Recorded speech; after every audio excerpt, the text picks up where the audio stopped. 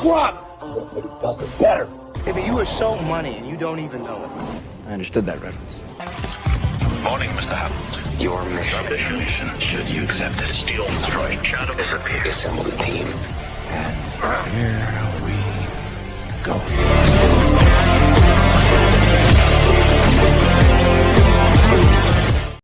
Greetings and salutations. Welcome to Freewheeling Fridays. This is a show where we introduce you to some of the best creators in the world. We take questions from you to get to know them better, and we talk a little bit about pop culture here and there. So you may get some interesting tangents or random questions that may come up. It should be a grandiose time.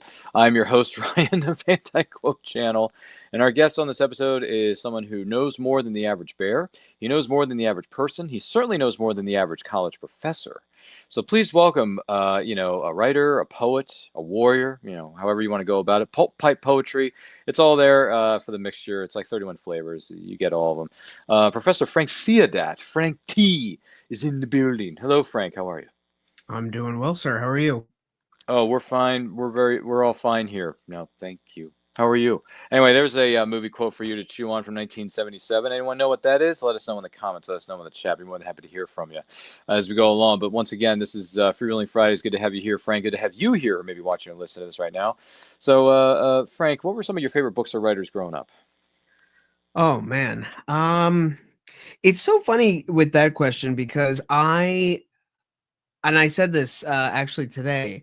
When it came to books, I was kind of a latecomer. I admittedly didn't really start reading for pleasure until I got to college, almost out of college, which again is embarrassing for me to say. But for me, it's not so much the books themselves, more so the men and women who wrote said books. There are plenty of of short story collections. There are plenty of comics and graphic novels. There are plenty of books that I've enjoyed in my short time as a reader. But I mean, for me, it all goes down to entertainment itself. I grew up in the 90s and early 2000s as a 90s baby. So for me, it's always been, my first love was movies. I thought I was going to write for the silver screen. I thought I was going to be a screenwriter when I first discovered that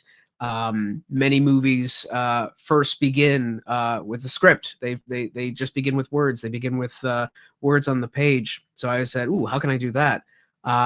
Unfortunately, film school was just not in my family's budget at the time. But I figured, you know what, it costs almost nothing for a legal pad and a pen, and I started writing there. So for me, as I've kind of gotten a little used to writing now, semi-professionally for 5 years, the true tried folks that I always return to in science fiction, horror, and fantasy are folks like Richard Matheson, who, if anyone knows, wrote for The Twilight Zone and wrote I Am Legend and several great books and stories. Harlan Ellison, his most famous story, I Have No Mouth and I Must Scream, over several thousand short stories, essays, articles to his name. Ray Bradbury of claim to fame. Rod Serling, The Twilight Zone is still regarded for me a huge influence in my writing.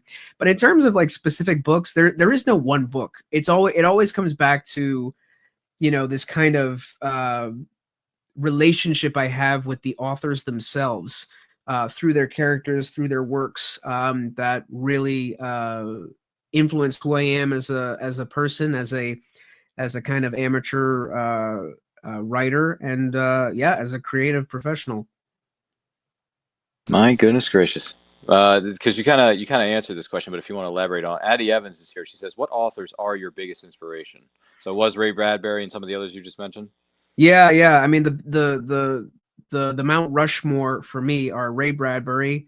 Ray Bradbury specifically because his mode of advice for young aspirants, and I definitely was an aspirant for the longest time. I always wanted to write, and I wrote on and off And it got to the point where there was this gap of writing, and it wasn't until the pandemic, when I wasn't commuting 2 hours a day into the city of Boston, that I started picking up the pen again, and I started writing. And I followed Bradbury's formula, or his prescription for new writers, is write a short story a week for 52 weeks, a story a week for a year, and basically based on his philosophy that if someone were to take up that challenge of 52 short stories, you got to start producing quality at some point. And that's kind of like what happened.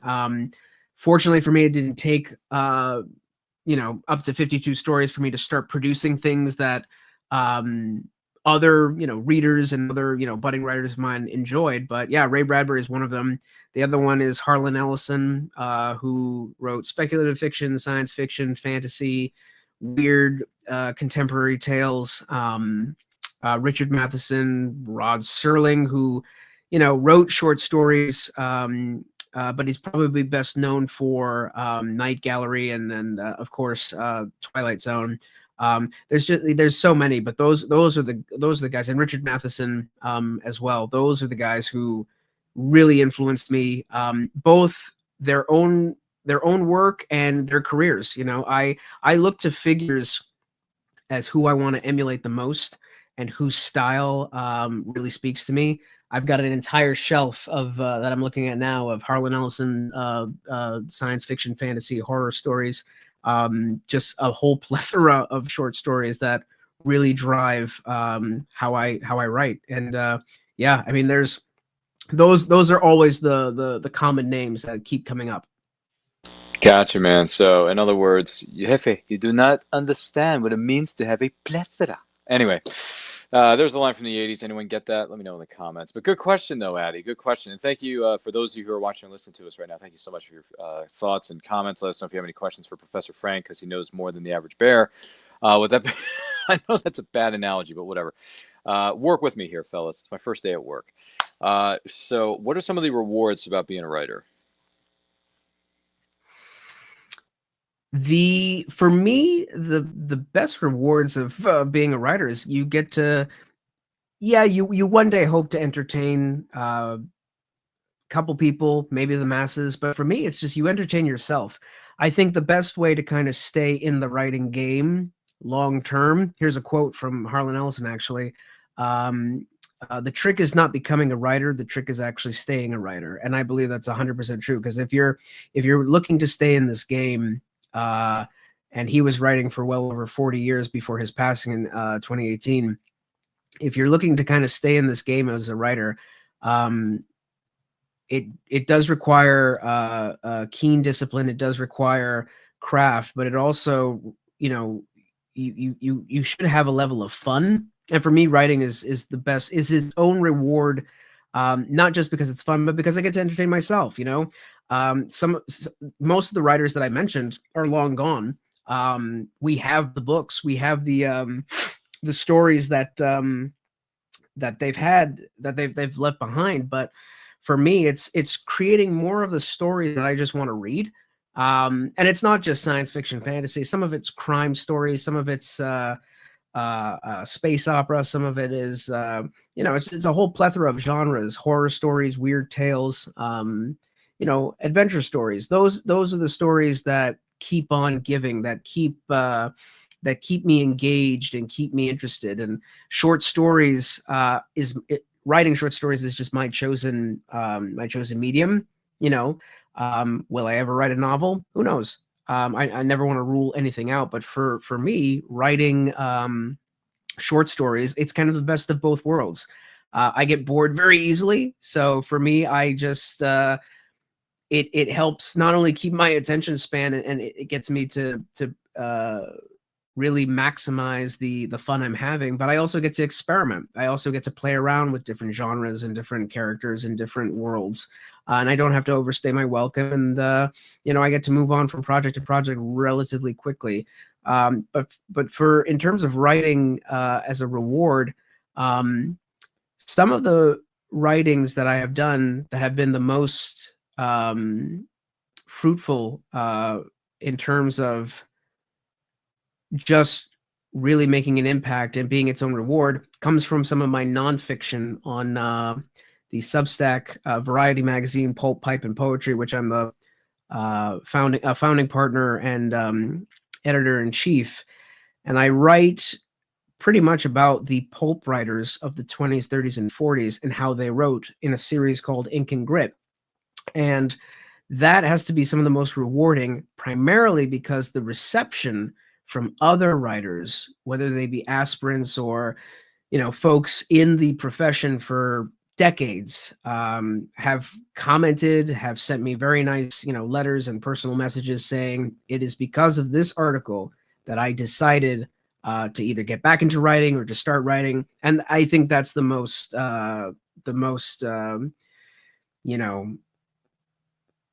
the greatest reward one could hope for is that, what starts up here and that you put on the page and that you send out into the great interwebs, for that to be read across the world, and somebody, a complete stranger in most cases, just reaches out to you and saying, hey, I was very much inspired to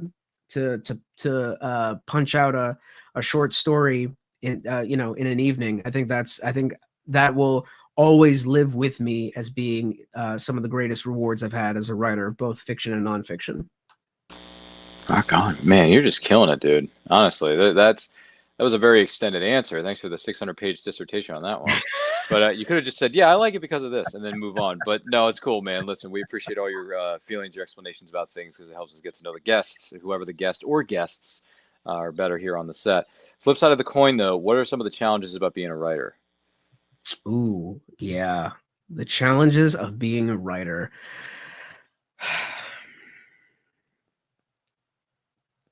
The number one challenge of being a writer is trying, and I speak from my own personal experience, is trying not to compare yourself constantly, especially now.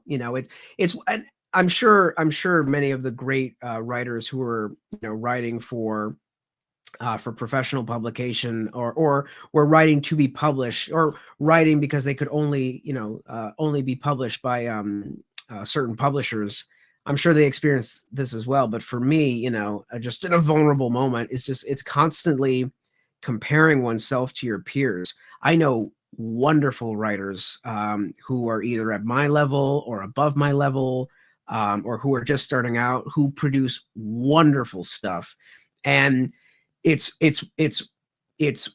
one part admiration and two parts envy, because it's like, damn, why I wish I wrote something as good as this, or I wish I was half as good as this guy. And I see it all the time, and you kind of can't avoid it when you're in this space, because and Ryan, you probably know this as well, when you're networking, when you're in these communities, whether it be on Discord, online, or whether it be in person, you just can't help but just say to yourself, like, wow, like you read some of these stories, whether some of these novels, and you feel inadequate. This it's kind of like an overused phrase, but this imposter syndrome, it creeps up.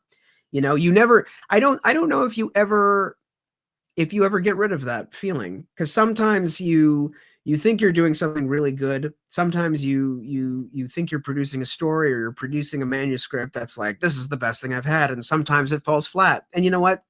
Sometimes that happens. But I think for me, the biggest challenge has always been trying not to compare. As they say, comparison is the thief of joy. It's something that I struggle with, because there's so much good talent out there, and there's so many incredible independent writers that some of them I just secretly envy. Some of them they know who may be watching this, whether now or later, will know who they are, because there's just so much good stuff. And I don't understand why people think that independent writers or people who independently publish are not on par with some of the great, more established names out there in the traditionally published sphere, if you will. I think there's so much talent. There's so much talent You don't have to look very hard to find it. It's out there, and it can be intimidating. So I think that's the biggest challenge for me, anyway.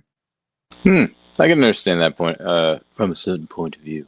There's another reference there for you, but yeah, no, I see what you're saying, man. Yeah, it's weird because when we were in lockdown, and everybody can relate to this, we didn't know what was going to happen. We were very unsure of what the world was going to be like when we walked out our doors, and I just had this for a while. I just had this idea. I was like, because people with, and for those of you who are wondering, I have autism specifically. So people with autism have a bit of, they're very good at expressing their thoughts verbally, but sometimes they have a lot of trouble putting their thoughts down on paper. I think it's called dysgraphia, if I'm not mistaken.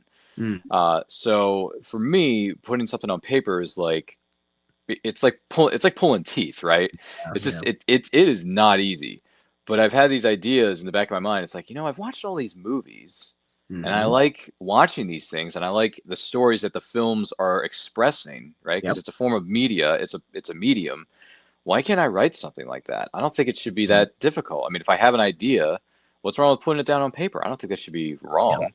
So I went ahead and participated in some workshops, and I wrote a 3,000-word short story in like a week, like 2 weeks, like a week or two. And I thought, wait a minute, I'm this age with this invisible disability, but to me, it's not a disability, it's an ability.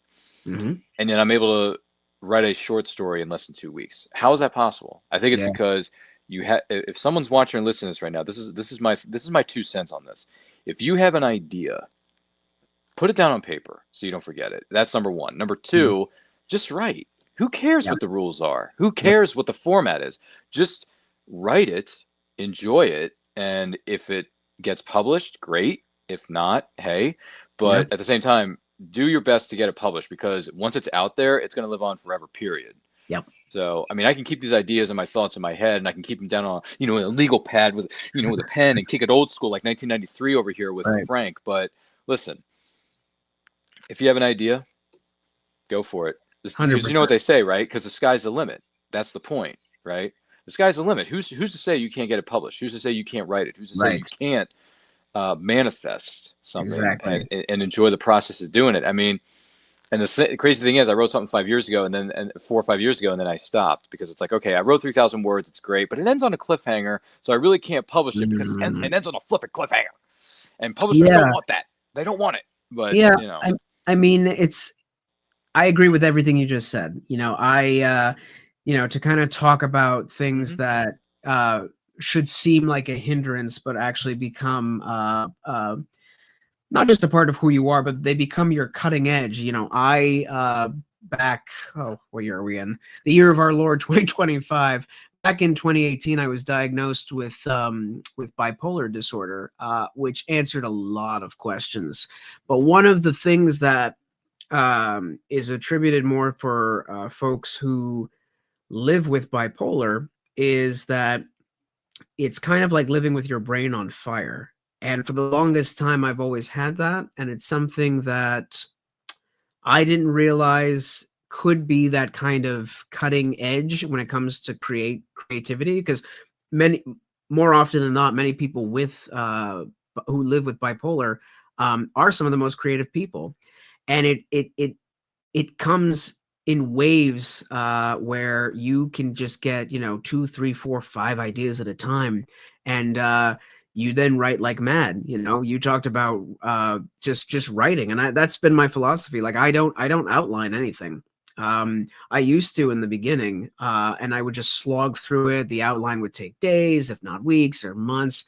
And I just think it's such a waste of time, especially for short story writing, which is my primary mode of operation, because it's my primary medium. Because I can write a short. I mean, I've written micro stories of 100, no more than 100 words, just as a nice challenge, as a nice palate cleanser. I've written stories that are 3, 4, 5,000 words. I've written stories in an hour or in a day.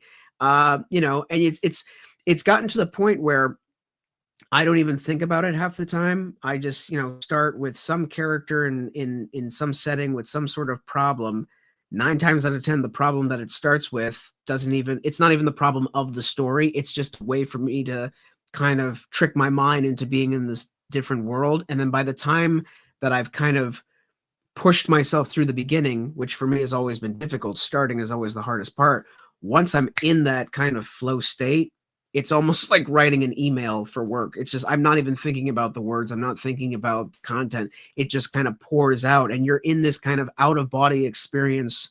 You know, your subconscious takes over, and it's been successful for me. And I know it's been successful for a lot of writers, especially the ones who have long-standing professional careers. Many of them don't even bother to outline. They just, whatever happens, happens. And I don't think of my stories or my words or my writing as precious. I always treat them with respect, because at the end of the day, someone on the other side of those black markings is a reader. And if a reader likes my stuff, great. If they don't, you know, there's the whole world of literature out there that they can dive into. But for me, it's just kind of like, I write the story, I publish the story, and I move on, and then I do something else. But yeah, I mean, I think to the point that you're making about just trying to just write the damn thing, folks. Like, just put it out there. You don't know what's going to happen. Like, I've had people really resonate with some of my style for stories that I didn't think anything of it. You know, I was like, oh, this is a nice little like, that was fun. That was a fun experience. And now I move on. But some people have said in certain stories on my Substack or in my published short story collection, it really resonates. And you know what? I'm grateful for it. I'm totally grateful for it. But you know, I try not to think too hard about this. It's supposed to be fun. If it wasn't fun, I wouldn't do any of this. What he said. No, I agree with everything you just said. Yeah, for me, I just had this idea and I needed to get it out. It's like, look, man, I've watched all these movies. I got all these ideas for characters in these certain settings and situations that are coming up in my mind. Let's just put it on paper, see what happens. So granted, when I wrote my first short story 5 years ago during the lockdown, it was a Western. I had to do a lot of research because things in the 1800s are very different than they are in the 19 so-and-so. So it's like, it's like night and day, man. But, you know, I wrote it, got done. Don't think it's going to get published because it ends on a cliffhanger. I don't want to do that to my readers. If anyone's going to read it, I want them to have a beginning, middle, and end, and Act 1, Act 2, and Act 3, and that's it. So now, because of the Discord that Frank, myself, and a number of other people are in, the Men's Adventure Fiction Discord, I've been inspired to start writing again. And not only that, just keep on reading. I mean, not that I wasn't reading before, but like now I'm like uber inspired to continue reading because your eyes have muscles just like your legs, right? So you got to exercise these muscles every single day. You know, consistency. You got to hustle, brothers and sisters. You got to hustle every single day. So I've been reading, I've been writing every week, which is great. I got this idea for a short story, and it's set in right now. I don't want to give too much away, but let's just say it has something to do with the 1980s and a boy who wants to do something that his family doesn't want him to do. He wants to kind of go out on his own and see what's out there because it's a big world out there, guys. And it may involve a treasure, something or other, maybe a treasure hunter in the 1980s Reagan years. So you know, Ronald Reagan, the actor. Who's vice president? Jerry Lewis. Sorry, that's a 1985 Back to the Future reference. It turns 40 this year, believe it or not. So I'm writing that, and I'm just loving it. And the reason I started writing it was because of the Discord that Frank, myself, and a number of other people were in. So thank you to all the writers. Thank you to everyone who inspired me to do it, because writing this story, even though I'm still early in the process, because it's going to be a short story, you know, I agree with everyone who said, stretch your legs by doing short stories first. Don't go for the 50, 100,000, 100K, whatever it is. Don't worry about that stuff. That stuff will come later if you want to do it. But short stories, there's always going to be room for that. And also, people are looking for short stories because they want their information quick, clean, and fast. So like, don't beat around the bush. Don't, you know, mess around with it. So that's why I'm trying to make my story. I don't know. Does 5,000 words still count as a short story, or is that more like a long story? Oh no, absolutely. I mean, a short story. And I only know this because, like I said, this is kind of like my sandbox that I been playing. You play in it. Yeah, it's pretty much what it is. It's a short story can be. I mean, like I said, you could do a micro short story of no more than 100 words, which is a nice little challenge.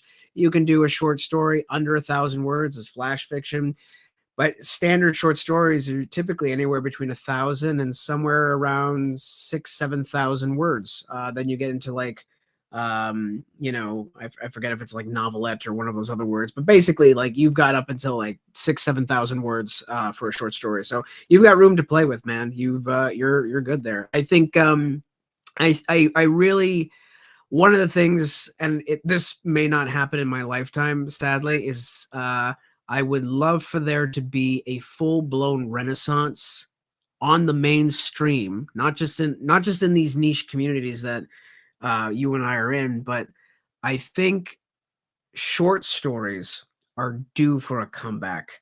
And they're making somewhat of a comeback now in terms of independent publishing because, like you said, so many people who are really getting into the game begin with short stories, which is great, you know. But I long for the day to meet other aspirants, to meet other writers who feel compelled to write. You know, it's in their bones, it's in their blood. They've got to put stories out there. I long for the day to meet more people in the community that are comfortable being a short story writer. I categorize myself not just as a writer, but as a short story writer. I'm working on a novella in the background, but you know, and I may like put out a novel at some point in my early career. But for me, man, the short story is it's I love that form. It's a wonderful. It is a Stephen King has there's a book right somewhere there. Stephen King's 14 Dark Tales, and the introduction alone is just kind of a history lesson in kind of the slow death of the short story. Stephen King in the introduction says it's it's a whole different muscle than say writing a novel. Most people who get into the game for writing fiction have the eventual aspiration to write novels. So they'll look at short fiction as kind of this training wheels or this kind of baby step into the longer form narrative of literary storytelling, which is fine. There's nothing wrong with that. It's like I said earlier, like I followed Ray Bradbury's like write 52 short stories as you're kind of, you know, trying to build that writing habit. But for me, you know, especially in the United States, it was its own dominant medium. You know, F. Scott Fitzgerald wrote a letter saying how he was writing short stories to finance his novel writing because it was the most in demand. It was the most in demand product for publishing at the time. It wasn't until, you know, some of these big, huge conglomerate publishing houses decided that they could charge more for more book, and then suddenly it ballooned into 80,000 words, 90,000, 100,000 words. For some of these novels, especially in like some of the bigger genres like fantasy, but short stories, I mean, it deserves its own appreciation as its own literary form and tradition, I think. And I guess like I said, I would hope to build out or meet that community of people who are just like, you know, I'm comfortable, or I appreciate short stories for what they are as its own form. Thank you for coming to our TED Talk. We'll see you guys next week on Freewheeling Fridays. No, I'm kidding. I'm Josh Newman. So this is Freewheeling Fridays once again here on the Madness Entertainment Group with Frank Theodat, who's the short story writer and amateur. No, not amateur. No. You're the professional Pulp historian. You're the badass Mama Jamma. You're the cat's pajamas. You're the bee's knees. You know, you're the top guy in the business. Your name is splattered all over the marquee. That's who Frank Theodat is. By the way, Geekmen Masters as a Thunder Nerd says, "Hey, how's it going, y'all? Hey, what's up, man? Hope everything's well in your neck of the woods. Thank you for saying hi to everybody. Good to see you. If you have any questions for Frank, let us know in the comments. Let us know in the chat. Do not forget to like and share this. And if you're joining us live or on the replay, excuse me, thank you very much for doing so. Any other pieces of advice you would give to aspiring writers out there, Frank?" Yeah, I mean, only because you asked. I try not to be too prescriptive for advice because one does not have to look hard to see what advice people in the interwebs are saying about what you should do as a writer. But I think ultimately I tend to deviate away from most MFA, professional writing programs, the ones that you have to pay an arm and a leg for and give like 2 to 4 years of your life. And I say that not to be, one part to be facetious, but I also say it because there's just such a cheaper form. You don't have to shell out thousands and thousands of dollars for those programs, at least not anymore. I don't think, if I were to give advice, I'd say probably 2 things.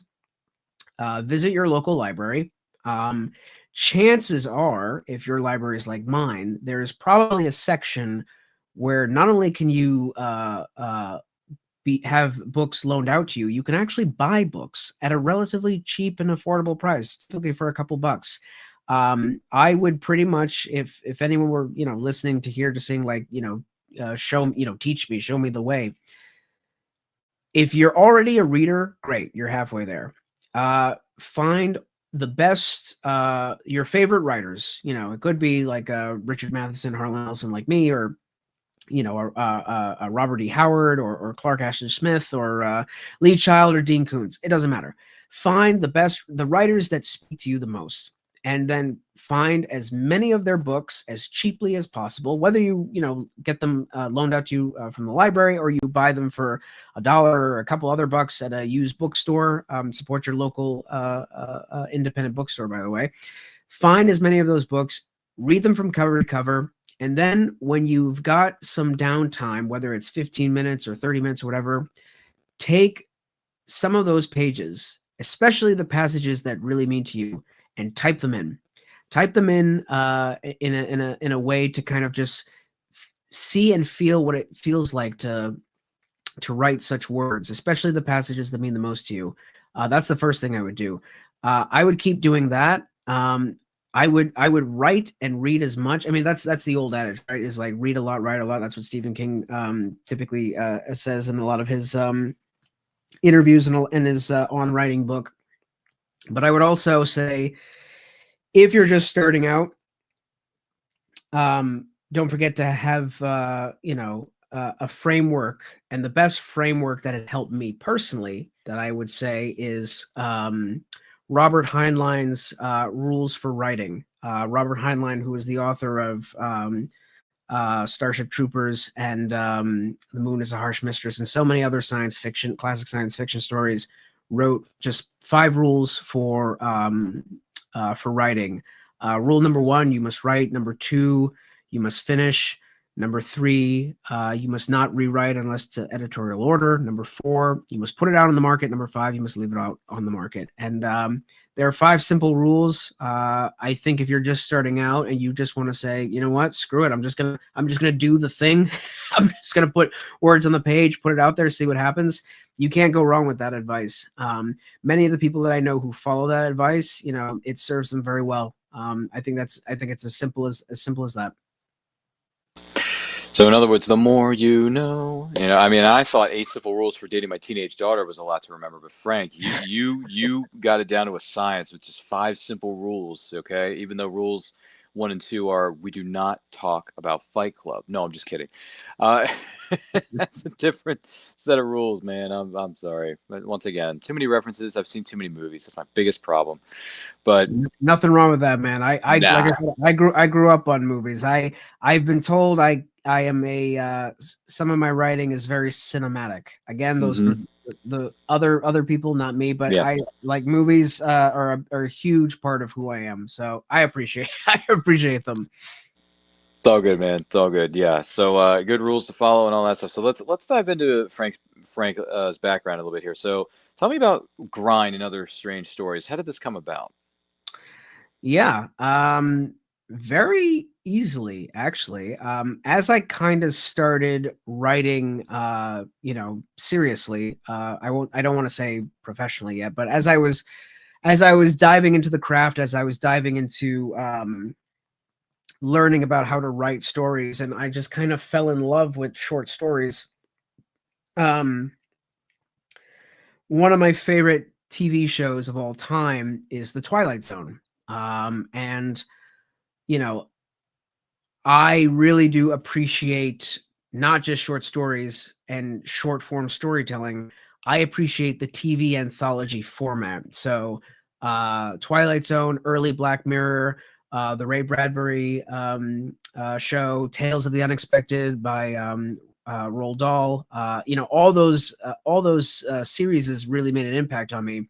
So I wanted something that was kind of similar, like my own little Twilight Zone. So Grind, the book you see in front of you, dear viewers, is pretty much my ode to the Twilight Zone. It's a collection of 5 short, strange stories that are set in the world we know today, through the lens of just kind of the corporate oppression of of the 9-to-5 cubicle job that so many people detest. I certainly detested it for a very long time. So it was one part ode to the Twilight Zone, of those seemingly ordinary people going through extraordinary circumstances and strange happenings in their world. And the other part was just kind of a catharsis for just being stuck in an office job all day and just having that drone on. And a buddy of mine actually gave these stories its own kind of moniker, its own kind of name, as Corpo Dread. And that was pretty much what happened. They're 5 little stories of set in the world that we know and recognize today, where very, very strange, very dark, very weird things happen. The title of the book, Grind, comes from a story, the last story in the collection, in which a gentleman who is an older 9-to-5er, first one in the office, last one in the office, is so obsessed with his work that it starts to feed into him. And when he's passed up for a promotion, for a younger, more up and coming generation, he decides that he's going to take matters into his own hands dramatically, and starts pretty much severing some of his limbs and bodies for robotic features, just to improve his workflow. There's another story in there called Feast, in a world where a overweight 300-pound man is paid to eat by this super mega corporation to help combat unemployment and to help combat the food crisis, food inequity crisis.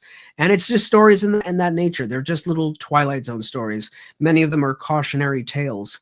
And I like that format. It's something that I think I like to play around in. I don't know many other people, contemporary writers, who write those types of cautionary tales. So, back to what I was saying before, you kind of have to write what you love to read. And I love the Twilight Zone. I wish I could see more Twilight Zone-esque stories, so I decided to write them, and that's Grind.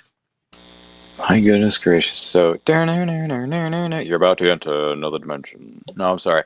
So if they ever reboot Twilight Zone, the first 5 episodes are going to be were written by Frank Theodat. So now we know where the first 5 episodes came from. So thank you, Frank. Appreciate that, man. So looking forward to them picking up these stories for the new reboot/remake of Twilight Zone. Congratulations. You're the man. You're a gentleman and a scholar. Oh, boy. If that cover was something. Let's take a look at this, folks. Numbing Glass and Other Strange Stories. Ooh, is someone trying to imitate what was the band that played for Tron Legacy? Daft Punk. Yeah. Trying to imitate some Daft Punk here. What's going on with Numbing Glass? What is this all about? How did this come about? Yeah, so Numbing Glass is my up and coming second collection of strange stories, similar to the first one that I talked about with Grind. It's this sequel's not the right word, but it's basically the follow-up. It's just more strange stories, more Twilight Zone stories. And Numbing Glass, the central theme for those stories is basically in a world where everyone is so addicted to their dope machine, which is this nice little handheld device that we have here, in a world where so many people are looking towards escapism. And are just looking to numb themselves from the gritting pain of reality.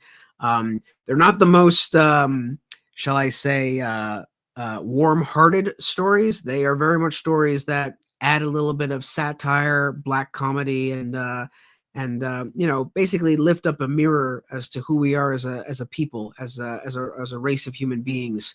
And that's Numbing Glass. It's also, it's about we're working on up to 7 stories in that collection, so it's a little bit more than Grind. But yeah, that's more. If you like Black Mirror, if that's a show that interests you in terms of how technology has a almost a oppressive effect on us, and what that means for us as a human race, Numbing Glass is in the same similar style, in how people who are looking to escape their everyday life through technology and the implications of that. Sounds better than the original Tales from the Crypt. There's a TV show that takes us back now, doesn't it, Frank? Yep. Tales from the Crypt Keeper. Ugh. Creepy stuff, man. I gotta tell you, it's creepy stuff. I was a young kid when those things came out. I probably shouldn't have been watching it. I watched it anyway, but I should not have been watching it. Thanks, guys.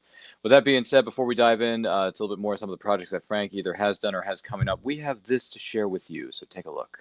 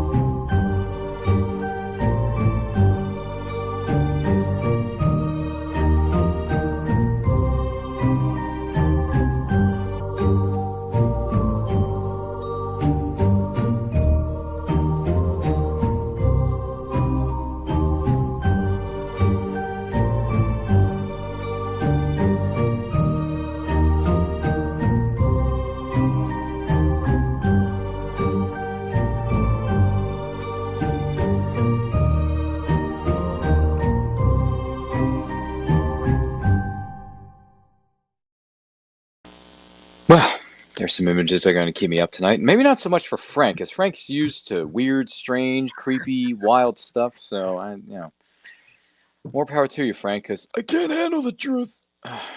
Can't do it, man. But congrats to all those writers and indie creators out there. Check out their work. Lots of great things are going on. Talk about night and day between Cindy Kep and Chris, the other writer, Chris Brown over here. Gee whiz.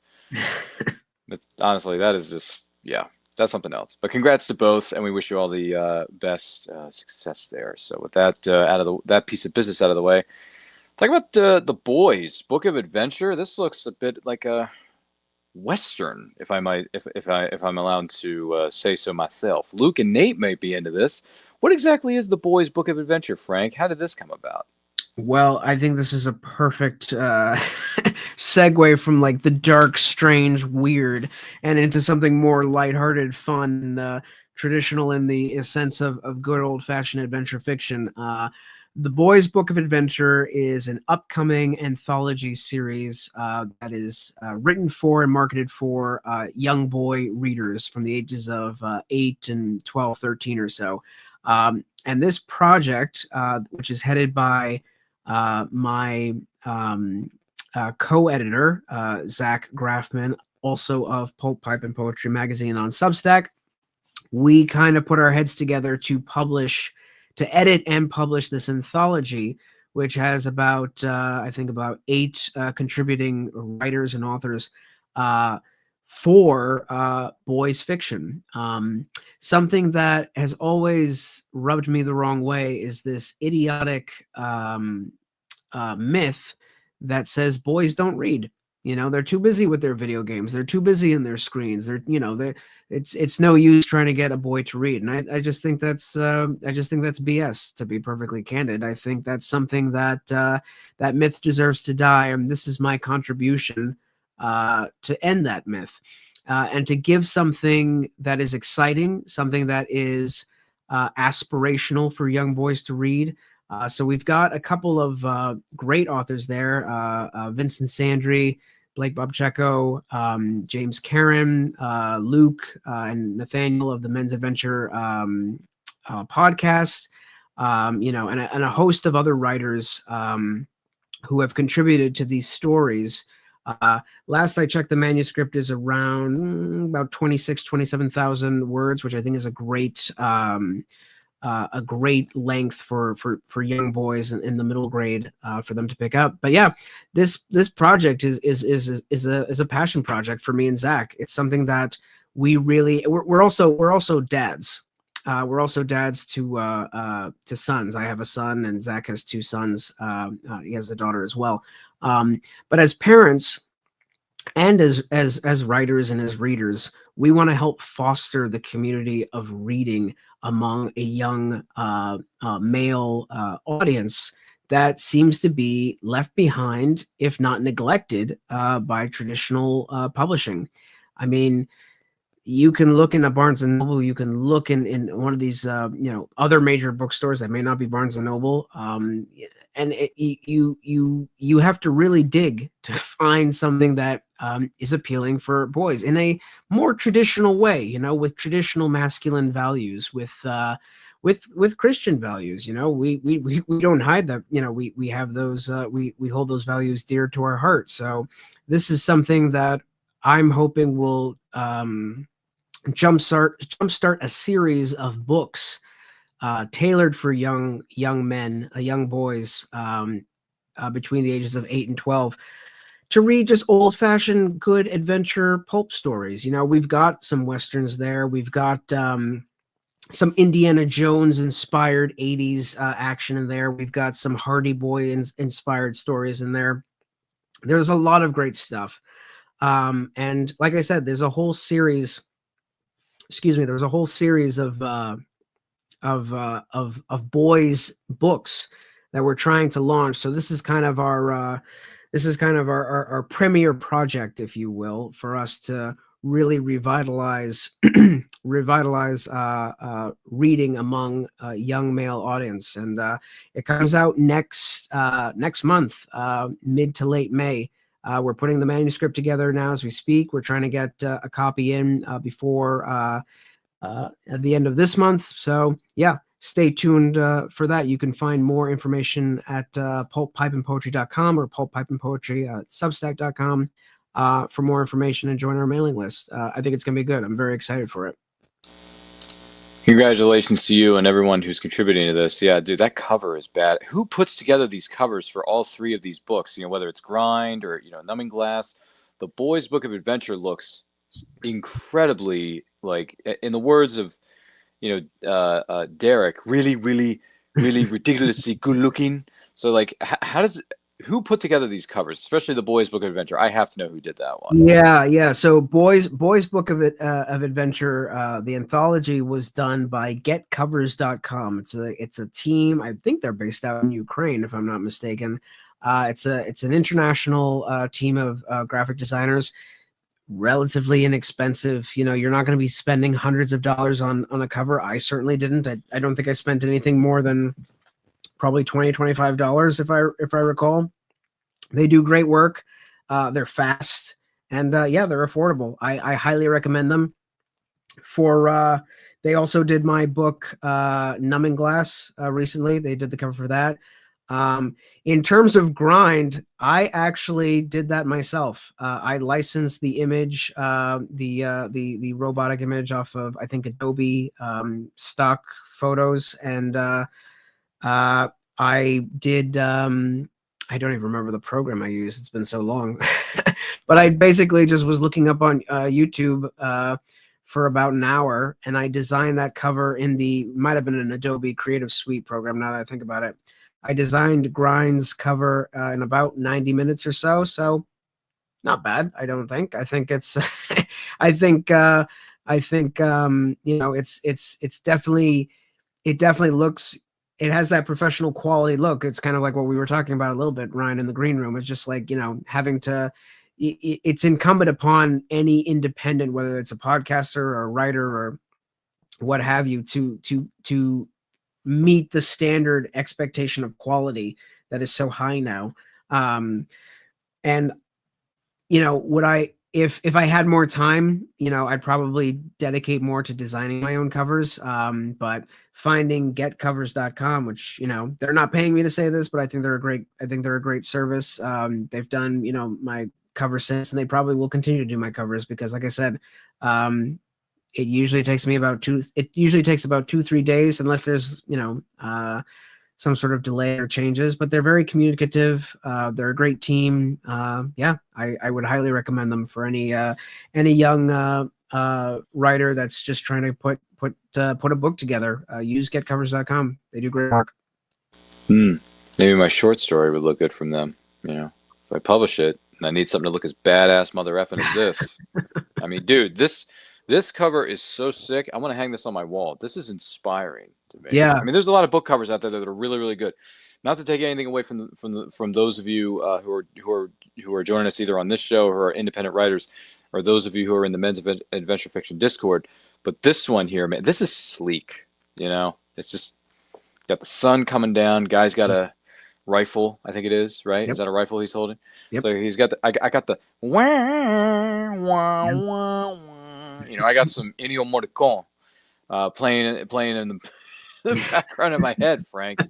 Or what's that song that has been heard an awful lot lately from Luke? God's gonna cut you down, from Johnny Cash. I got some Johnny Cash roaming in the back of my head, brother. Yeah, I mean we did some tweaking with that one, some back and forth. Like I said, the team at Get Covers is very communicative, but yeah, I love it. I think something I used to do, I don't do as often because now that I have a young family, disposable income is not something to dispose of lightly.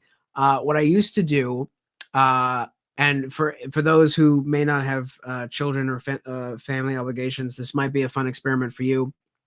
I used to just have covers commissioned, like relatively inexpensive covers, a little bit more expensive than Get Covers. I used to just have a title in mind. I would have the cover commissioned, and I would force myself, because I spent the money, to just write a short story or a story based off that cover. Just kind of like what they used to do in the old pulp and mass paperback days. They used to just commission the cover first, and they say, all right, writer in the stable, like, make a story of that. And some film studios did that. Canon Films did that for the longest time. They'd just start with the cover. They'd go to some sort of foreign investor or Chinese investor. They'd raise the capital for the film, and then they'd say, all right, let's get a script together. Let's get a motley crew together and make a film. And I kind of like that. I kind of like the how that operates. Like I said, I don't do it nearly as often as I used to, 5 years ago, before my son was born. But it's I think cover art can be a great stepping stone, a great prompt for stories, books, novels, whatever. If if you're willing to spend the cash, or if you can design the covers yourself. But yeah, that cover is probably one of my favorites, and I just love the aesthetic of the look of it. Yeah, it's really good, man. Honestly, I put that on my wall, ASAP. If I could, but I don't have any room, man. I have no room because you guys are making me buy all these freaking books that are filling. I mean, you can see behind us, right? Like, we have Millennium Grant here, written by our good friend Brina Williamson is here. Yep. You got King Solomon's Mines, the Great Illustrated Classics version by H. Rider Haggard. I think I'm saying his name right. Haggard, yeah. Haggard. Excuse me. Haggard is here with us. Hi, guys. Yeah. I have a plethora to write. See, this is something we brought up on another show on the Anti-Quote channel. You can follow us on social media at Anti-Quote channel. we're very good at buying books, but Yes. we have a hard time reading them because there's just so much material these days, especially when you're following independent writers, independent publishers such as Frank, Yeah. Nate, Luke, Brina, all, and Brina's got the Kickstarter going on right now, which congratulations to Brina. The Kickstarter looks amazing. Proud to say I'm one of the backers of that campaign, so definitely check it out. We'll put the link here in the comments here momentarily, but man, there's just so much now, man. It's Yeah. insane. I feel it's funny because when we were all of us here, when we were in lockdown, I made a lot of friends through Facebook groups that were independent writers and publishers, and they introduced me to their friends, and it just snowballed, right? But now that we're in this Discord together, it's just, oh my gosh, look at the amount of talent, look at the amount of young bucks Yeah. that are coming up in the world. Look at all these young, fresh talents that are just coming out. What's the expression? Coming out of the woodwork, and they're putting their stories out, or they're in the process of publishing their stories. I mean, look at me. I didn't think I was going to write again, but now I'm in this Discord, and crazy folk like Frank and Brina and Jake and Sam and all these other weird dudes, guys and gals, are convincing me. They're working their Jedi mind tricks on me. They're like, dude, you must write. Like, you have to write. If you have an idea. And by the way, this is something you brought up earlier, Frank, and I want to elaborate on this for just a second. I don't outline any of my stuff. If I have an idea, dude, put it on paper. Who cares? Just go. When the engine starts and the gears are turning and the wheels are rolling and the train is like leaving the station and it's going, up or down the track, whichever way you're going. Yeah. Just follow the trail, man. Who cares? It's going to lead somewhere, I mean, you look for 7, you find the 7. You find the 10. Where's the 10? Look for the 10. And then you look down at your feet and you're like, oh, 10. X marks the spot. Yeah. See what I did there? There's a reference for you from the 80s. But yeah, it just works, man. If someone has an idea, just go for it. You got nothing to lose. Whether you got to write it down on a legal pad, put it on your phone, or in most people's cases these days, 99% of the time, we put it on something known as a computer. Because if I'm writing freehand, Frank, my hand gets very, very sore. After like the first 5 or 10 minutes, it's like, oh God, like I can't do it, man. Like that's what computers are for, son. Yeah, I mean, I agree. I think to kind of expand on that idea, I don't understand. I mean, I can't say I don't understand because I used to outline when I was first starting out, but I didn't outline for a very long time. Like in 2020, when I was first starting to like, all right, how does the story work? And I was just writing like absolute garbage that will never see the light of day. It's, it's locked, if not burned already, early manuscripts. But, even before, like I never enjoyed outlining. When I was doing it, even when I thought I had to outline, I never enjoyed it. By the time I finished the outline, I was like, well, damn, I already know how this is going to end. Why would I continue? Like, why would I actually write the thing? Like part of the fun of writing is the discovery process, another quick, starting point for other writers who are watching this live or maybe watching this in the replay. An experiment, or not even experiment, a nice little prompt that I like to do is that I will say, all right, I'm going to write 10 opening lines. And the whole point of the opening line could be a sentence, could be, a couple words, could be 2 or 3 sentences. I just write on a legal pad, and I have some legal pads back there of just like 10 solid, strong opening lines that would capture my attention as a reader. And then once I have those opening lines, there's typically at least one opening line that's like that I don't know where that one's going to go, but that's the story I want to read. And then I just start that way. Other times I'll start with a character that I, would love to meet, or a character that I would love to be, like some sort of like a crime boss, an aging crime boss, or a fugitive slave of Hispaniola who turns into a pirate captain.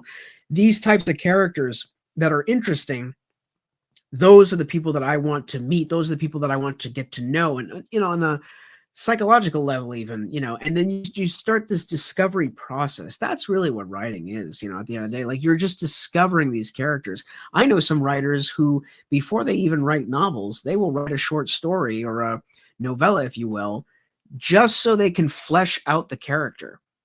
That's all they do. They don't do character sketches. They don't do any of that crap. All they do is they say, you know what? I want to write a story about this, down on his luck detective who, just can't get a break.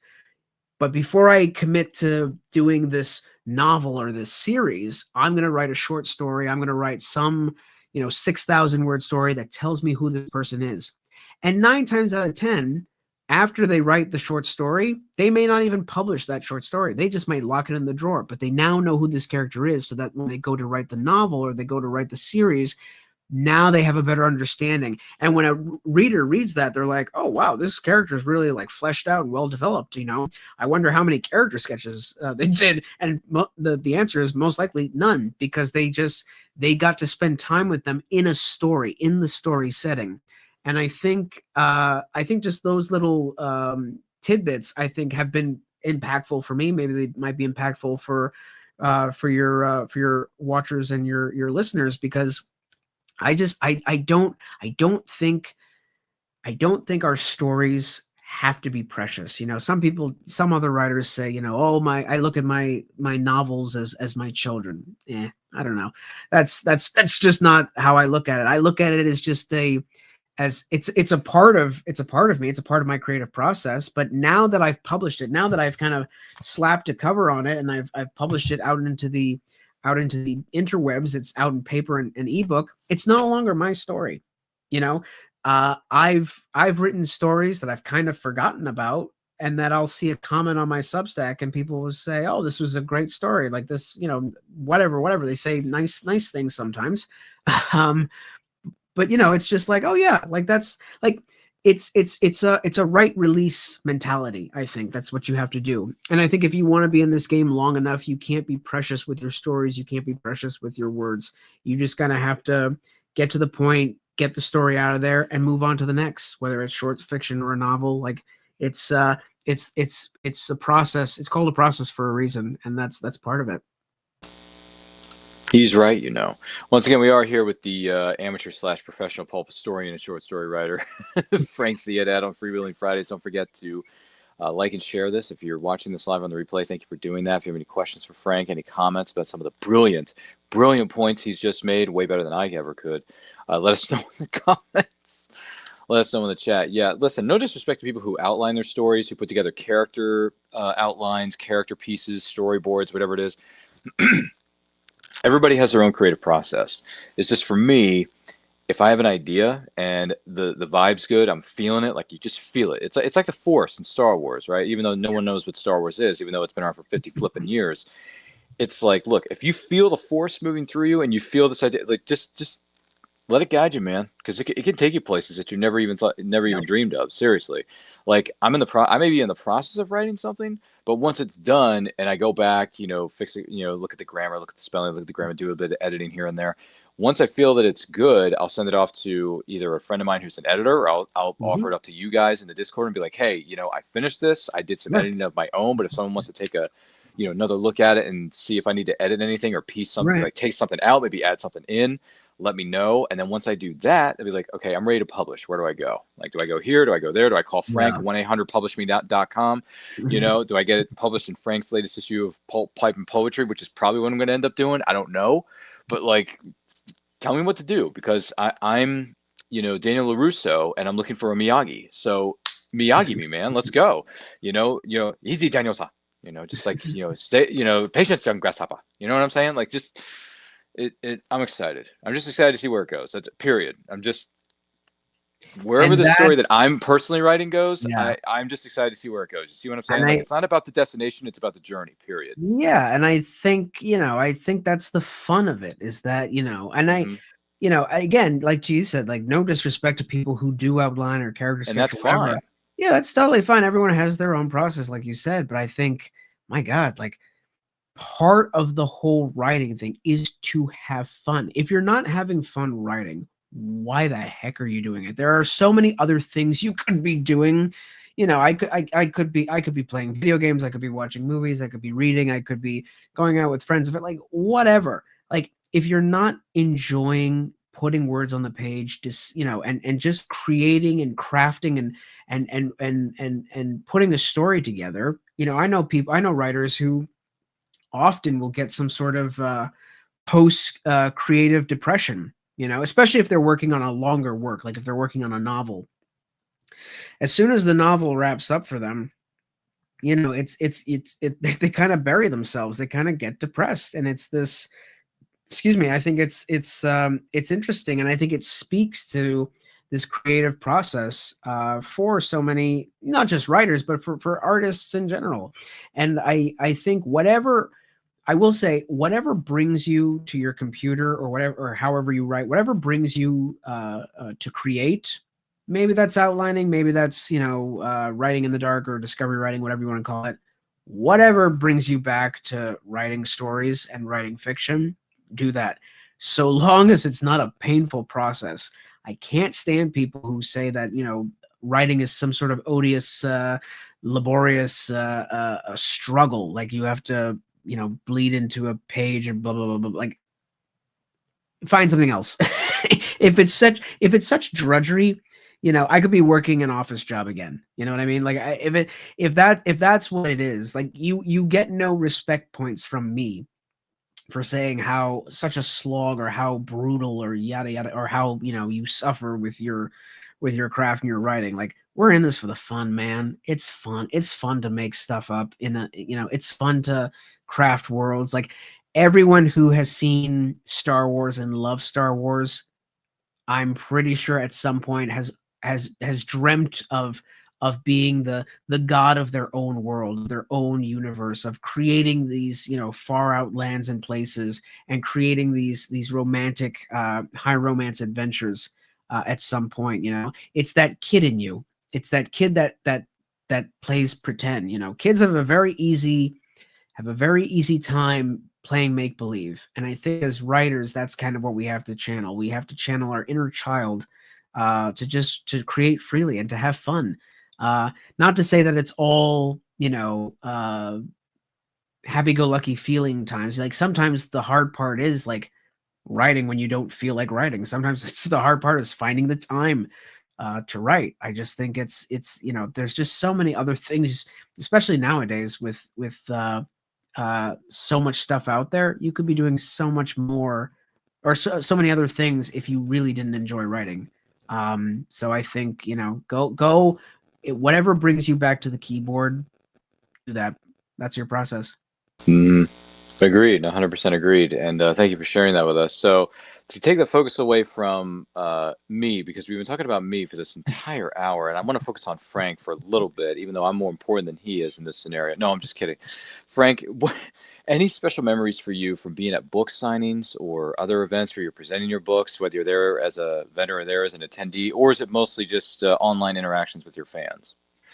Yeah, it's mostly online. I mean, I was telling you a little bit earlier before the show that I'm still debating if I want to go to Pulp Fest in August. I would love to. I've been meaning to go, but I think I'm also kind of inspired by how Luke has been doing at Veritas Entertainment, just by going to these in-person events. And for the longest time, I kind of put off going to some of these like conferences or these in-person workshops and all that other stuff, mostly because of, you know, other obligations that I have at home, and just like, you know, making excuses in terms of like timing and blah, blah, blah. But I think this year I'd like to venture out and meet, not just meet, you know, readers and people who consume stuff, but other writers in person too. I think having endured the lockdowns and being a remote worker for the longest time, there really is nothing to replace in-person networking or you know, just meeting people and just being in a shared communal space. Like I said, my first love wasn't even the written word; it was movies, and it still is. And part of the appeal for movies, even though I have to kind of justify it with my wife, basically going to a movie when they're so expensive and the quality is just kind of, you know, dropped off tremendously, is that communal experience. Is being in a room with people, with strangers that you don't know, in a dark room, watching a 90-minute or 2-hour film, and laughing when everybody laughs, crying when everybody's crying, or gasping when everyone's like it's that in-person experience that I think is missing for my career. So yeah, I mein, I would love to do that this year, and I think the more I talk about it out loud, the more I feel justified in doing Pulp Fest this year, or any other of these maybe smaller conferences. But yeah, I think I think the time for doing solely online stuff, as it was during the lockdowns and the pandemic and yada yada, that's coming to an end, which is a good thing. I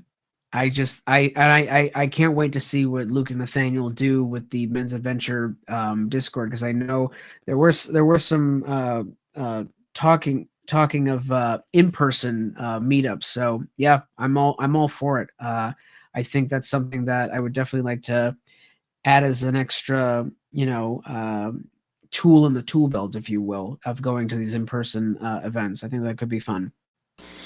Well, this is 2025, brother. Let's get out of the house. Let's do something. Let's have an adventure. Let's go on an adventure. Like Bilbo. Bilbo's, I go on an adventure. Or Indiana Jones. That's his name, is Adventure, right? That's his middle name. I mean, not really, but you know what I mean. And they named the dog Indiana, but still, yeah.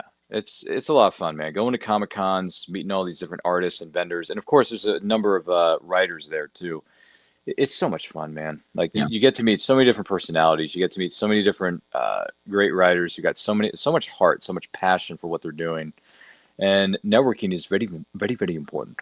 In any industry that you're in, networking is key, right? Right. So if I were you, and anyone who's watching or listening to this right now, if you're an independent writer and you're kind of thinking to yourself, should I not? No, in the words of Arnold, do it now. Just do it, because this is 2025. You only live once. Just go out there, get your name out, spend the money if you can, because it does cost money to get a table at certain events, that's for sure. Mm-hmm. But if you're financially able to spend the coin and travel, if it's not too far for you, then do it, because you get more eyes and ears on your work. You can get more subscribers to your Substack, get more people to view your content. I mean, marketing is huge, but it's also it's very hard, especially with there's just because Frank and I, we're like small fishes in a big pond, right? But if we work together, right, and all of us in the Discord and anyone who's watching and listening to this right now, if you work together with people who share the same fire and passion and energy that you do, then you can do much, period. End of story. And what we've learned growing up as kids, and what we are as adults now, teamwork makes the dream work. That's just a fact of life. Without my good friend Case, who makes all these backgrounds, overlays, and thumbnails, my YouTube channel wouldn't be half as good as it is now. So Case, aka the Dutch Star Wars guy, follow him on youtube.com. He's a great dude. He's got a lot of stuff going for him. Definitely check it out, because it is just, man, it's absolutely insane. But with that being said, yeah. So I guess as far as Pulp, Pipe, and Poetry, what's the plan here moving forward with you guys? What's the 5-year plan? Yeah, I mean, it's funny you asked that now. Pulp, Pipe, and Poetry, as the variety magazine on Substack, it's very funny, because when we originally started it back in, oh man, I want to say 2023, like summer 2023. It was me and 4 of my partners, who are all budding published authors. It became mostly our stuff, it mostly became our own short fiction, our own poetry and hymns, our own articles, essays, and columns, and all that stuff. And we've got a serial now of some good old school gothic vampire serial going on. We do have plans to expand. Actually, we have plans to kind of collaborate across. You mentioned about just like teamwork making the dream work, and we've noticed that too. We've noticed that there are plenty of people in the space that share not only our values, but our vision for what this kind of pulp renaissance, this pulp revival that we found ourselves in. So my immediate plan is to join forces with a couple of other great publications there, in a way that would not dilute the brand, but just kind of expand it. That I think what's happening now, especially with independent publishing that is maturing the way it is that we're going to go back. I would imagine we're going to go back to the way things were in the 50s, the 60s, the 70s, during the mass paperback edition of books, where you had all these small presses, all these small publishing houses working independently. I think what's going to happen now that the big five, because that in the 90s, that's how it all kind of came to a crashing halt. These big monolithic corporate entities started gobbling up all the small presses, because unlike the big corporations, the small presses actually just wanted to find good quality writers that wrote, whether in their chosen niche or whatever.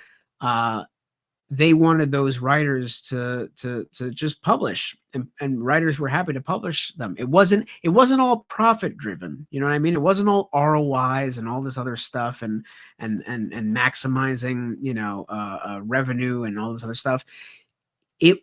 So many of the small presses were so much about vibe and so much about mood and so much about culture and all that other stuff, that I think what is happening now, because the big five has gobbled up as many of the small presses as possible, now that it's become relatively inexpensive to create your own publishing house, I think we're going to get back to that. I think we're going to see, we're seeing it now in certain circles of online, but we're starting to see now these small independent presses that can cater to a niche audience, whether it be Westerns, whether it be men's adventure fiction, whether it be weird tales, whatever the niche you want to think of, we can now have an ecosystem where all of these are cropping up, and it's going to be back in the heydays of the 60s, 70s, and 80s, before big publishing started to kind of eat the whole pie for themselves. We're going to get back to that, and I think you're going to see more. The difference is, I think you're going to see more of a collaborative nature. You're going to see these artistic co-ops form, where people, like you said earlier, are just going to join forces, especially now where you're kind of priced out of the market. But if you combine resources, if you combine energies, if you combine your teams, you're going to see, I think, a really big splash culturally, and I'm excited for that. And that's kind of where I'm trying to position Pulp, Pipe, and Poetry next, is that who can we collaborate with? Who can we join forces with? Who can we work with, that we can create, that we can expand our artistic cooperative and make it last? You know what I mean? Because we're not competing with anybody. You know what I mean? That's the thing about writers too. I think writers are naturally more self-conscious and battle with imposter syndrome, that they think that if Tom, Dick, and Harry are writing science fiction, and I'm writing science fiction, but their books are selling mine, they kind of feel like they're taking away from them. And I don't think that's the case at all. I think, me as a reader, I've got science fiction, I've got men's adventure fiction, I've got crime, I've got all sorts of stuff. I want it all. That's the type of reader I am as a consumer. And I think there's plenty of opportunity for everyone. So what Pulp, Pipe, and Poetry is planning on doing is finding these other small presses, if you will, or small magazines, and expanding the ecosystem so that we can join together and build out this nice established presence, and we can work together to meet the needs of a hungry readership that, for the most part, has been neglected by traditional publishers. So, in other words, the new Jedi Order is coming. There you go. Get ready. Yeah, just fasten your seatbelts, get on your Jedi tunic, get your best lightsaber, and get ready to learn the ways of the Force. Yeah, it's coming. But no, that's great stuff. Congratulations to you and your creative team over there at Pulp and Poetry. Wish you nothing but the best moving forward here in 2025 and beyond. And do want to take this opportunity to say that we have taken the liberty of posting the links to both Brina Williamson's Kickstarter that's going on right now for Marina Grant and the Lost Tomb of Golgotha audio drama. So the link is in the comments there. Also, took the liberty of posting Pulp and Poetry Substack website is in the comments down below. It's also in the description of this video. So make sure you check those out. With that being said, I know I kind of took away some of Frank's thunder by saying that, but Frank, thank you so much for being a part of this episode of Freewheeling Fridays as part of the Madness Entertainment Group. If someone wants to know more about you or check out some of your stories, or wait, before I go to that, you always got to show up late, Grayson. You always got to show up late. So Grayson says, Frank, what is the number one issue with publishing today? Oh boy, Grayson, why did you have to open up a can of worms? Yeah, I don't even know if we have enough time for an extensive. You want to give a rapid fire answer? Yeah, I mean, I did touch upon it. I think I did touch upon it in a way. I think the number one issue with publishing is the disconnect between the massive publishing houses and I just don't know if they have their finger on the pulse. I mean, I think it's a multi-pronged answer, but I'll try to be as succinct as possible. I think there's just a disconnect. It's the same thing with Hollywood. It's the same thing with movies that are coming out. It's the same thing with comic books. It's the same thing with everything comes down to ROI. And I understand it's a business. I understand we live in a capitalist society, and I'm not, anti-capitalist by any means. I get you got to make your money. You got to keep the lights on. I understand that, but I just think that we are in a race to the bottom when it comes to that. I don't want to take up another hour and 20 minutes to because I could just about this answer alone, but I think there's just a disconnect between whoever is in those board meetings in New York for these publishers and the folks of us who are kind of at the ground level, boots on the ground, who have the know of it. And I think oh man, I just think that it's the positive, I will say, in how we address this, being boots on the ground, being in these niche communities, is that we can move faster. The thing with these monolithic entities, these corporate entities, is that they move very slow. Many of them are, public companies, traded. They've got shareholders. They have a board to answer to.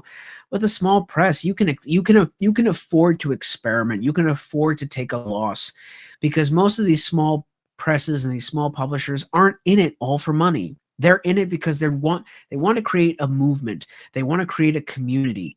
And the guys, I gotta prop it to the guys at Veritas Entertainment, especially Luke and Nathaniel, because they do it with passion. They do it with love. There's love in their heart. There is admiration for the genre of men's adventure fiction. And I think when you compare that to some of these big players, I don't know if they have a love necessarily for what is that new thing, romantasy, you know what I mean, the thing that you see everywhere in like every Barnes and Noble. That's it's everywhere. You know what I mean? Like, I don't know if that's necessarily for love, or if it's not for just good old fashioned coin. You know what I mean? I think it's I think that's the disconnect. I think that's the biggest problem, I would say, is just that there's no love for the other genres, and I think it's up to us, folks. I think it's up to the small presses. I think it's for the independent artists to not wait for permission, not ask, anything. I think we have to put stuff out there. We have to band together. We have to publish our stuff. We have to write our stuff. We have to publish our stuff. Find the people who want stuff. I mean, the Men's Adventure Discord is a prime example. People all over the world are trickling into this community. Why? Because of the love and passion for one particular genre.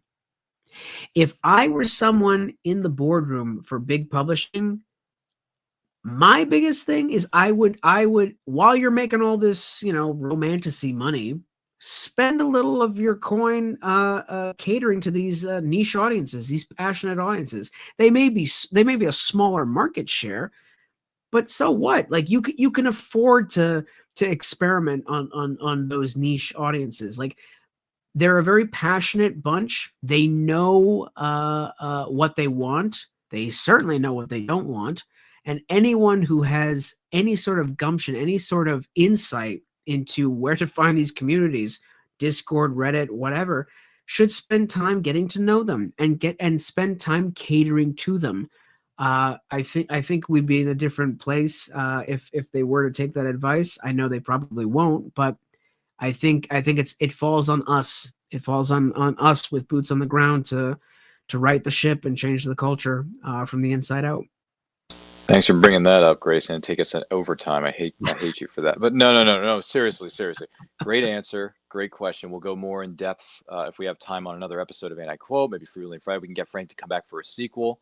I'm thinking Frank's going to want to come back for a sequel. I think he enjoyed his time here on set. Yeah. I don't know if he wants to come back or not, but I would love to. I would love to. Awesome sauce. Grayson says, I'm fashionably late, gentlemen. Yeah, but you're always late, Grayson. You're always late to every single one of my shows. I don't know why we even bother being friends. No, I'm kidding. Listen, that's what replays are for, folks. Well, once again, Frank, thank you for being here and humoring a question that easily could have gone on for another 90 minutes. But we don't have that kind of time. I'm very tired. I've had a long week at the office. I got a Comic-Con to go to tomorrow to hang out with my new friends, Liv Tyler, John Rhys Davies. I think Orlando Bloom and I are going to be hanging out, talking some Pirates of the Caribbean, Curse of the Black Pearl, because there were no sequels. And, talk some other stuff that he's done. So hang out with us at AwesomeCon in Washington, D.C., folks, if you're in the area. With that being said, Frank, if someone wants to know more about you or contribute to Pulp, Pipe, and Poetry, where can they follow you?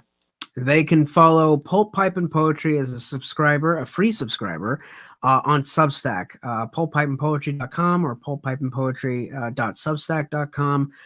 You can find me if you enjoy this little TED Talk hour that I gave. You can find me on Instagram at Frank Theodat. My book is out on Amazon, Barnes & Noble, Kobo, wherever books are sold. Thanks for being here, kind sir. Do appreciate it. I'm going to talk to you here again momentarily, so stay tuned. Don't go anywhere. Name is Ryan of Anti-Quote Channel. Follow me across all forms of social media, simply at Anti-Quote Channel. Links to where you can follow Frank and myself are located in the description below, or you can just check out the tags here on the name tags. The link to the Substack and the Kickstarter for our good friend Brina Williamson and Jonathan Winstead of Invictum Digital are located in the comment section of this episode. So check it out. Support the Kickstarter if you can. Subscribe to the Substack if you can, and it's free. The Substack is free. Yeah. Don't have to pay a nickel or a dime. Don't even have to give them a cup of coffee. It's easy peasy lemon squeezy, whatever they say. Isn't it an old saying from like the 1930s? I don't know what I'm saying. But once again, thank you so much for being here. Freewheeling Fridays drops on Fridays, 11 p.m. EST as part of the Madness Entertainment Group. Thank you to everyone for tuning in. Thank you for your questions, your thoughts, your feelings, your concerns. Hope you join us again on next week, Friday night, 11 p.m. Eastern Time on the Madness Entertainment Group. And hey, if you want to know more about the great programming lineups and the great personalities that are members of the team at Madness Entertainment Group, we have this for you. Do not forget to like, comment, share, subscribe, ring the bell to be notified when the videos go up or they go live. And remember, life is better when supporting indie creators from all over the world. Take a look. Click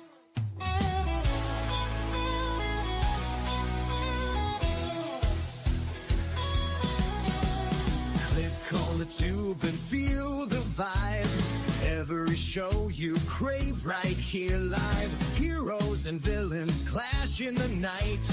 Madness Comic Network sets it right. Scroll through the list, find what you need.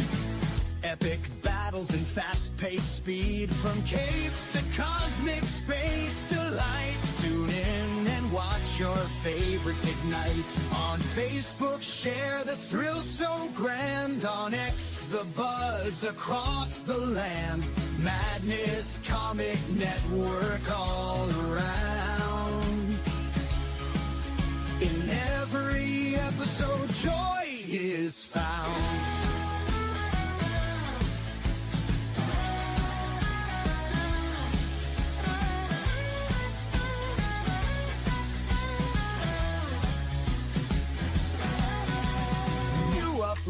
uploads, they never end. Superheroes and their friends catch every twist and every turn. Madness comic, you will yearn. Stay up to date with every twist. Madness comic, don't miss a gist. From laughter to tears, every mood. Madness comic sets the groove. Click that button and subscribe. Catch the wave and ride the tide. Join the fun, join the craze. Madness comic brightens days.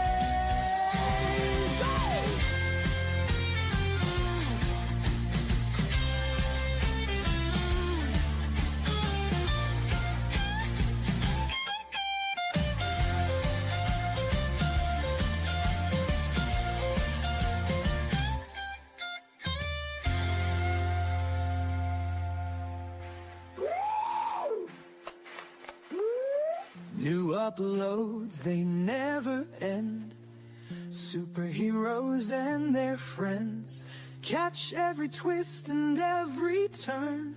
Madness comic, you will yearn. Stay up to date with every twist. Madness comic, don't miss a gist. From laughter to tears, every mood. Madness comic sets the groove.